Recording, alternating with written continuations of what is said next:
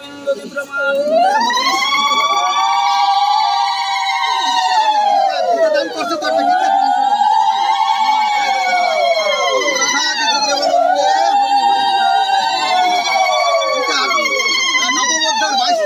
পাঠ করছি অনন্য চিন্তান্ত মাঙ্গেজন প্রতিপাস হতে দেশম নিত্যম যুবক্ষম বহম বহম বলে সব কিছু ত্যাগ করে তুমি আমার স্মরণ নাও।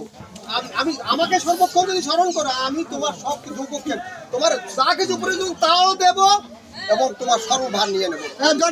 তার অষ্টাদশ অধ্যায় মানে 66 শ্লোকে বলে সর্বধর্মাণং পরিত্যাজ্যং মামেকং শরণং ব্রজ অহংকাং সর্বপাপব্য মুখ্যাস্মামি মহাশুচ। সব কিছু ত্যাগ করে তুমি আমার শরণ নাও, আমি তোমার পাপ তাপ নিয়ে নেবো, তোমাকে আমি আমার সে মুখ্য মুক্তি দেবো।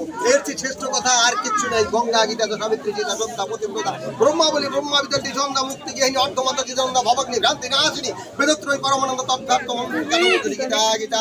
আজকে এই যে শুভ দিনে আজকে সেই মাতৃ মানে বিবাসীর দিনে বৈষ্ণব বাসুরে যে গীতা দান করলো সেই গীতারূপ ধরণীতে সে তার মাতৃদেবী যেন পরম করুণা আশীর্বাদ করতে আশ্রয় গ্রহণ করতে পারে। আর আজকে জানরা যাদের মানে কৃপায় যাদের মানে আজকের সহায়তায় আমরা সেই নাম সংকীর্তন অনুষ্ঠান সুষ্ঠু সুন্দরভাবে মানে উপভোগ করলাম, আনন্দ পেলাম। সেই পরম করুণা আমাদের গোবিন্দ যেন তাদের সেই সুস্থ স্বাস্থ্য দীর্ঘায়ু তারা যেন সেই শেষের দিনে পরম করুণাময় স্থান পান এবং যে গৃহে আমরা আসছি তাদের সুখ শান্তি তারা যেন গোবিন্দের প্রতি তাদের ভক্তি থাকে, তাদের জন্য সমস্ত কল্যাণ হয়, সমস্ত মঙ্গল হয়, বাড়ির সকলেই সুখে থাকে, সর্বকল্যাণ সকলের মঙ্গল কামনা করে এবং সকলের শান্তি কামনা করে বলো বন্ধা কৃষ্ণ প্রেম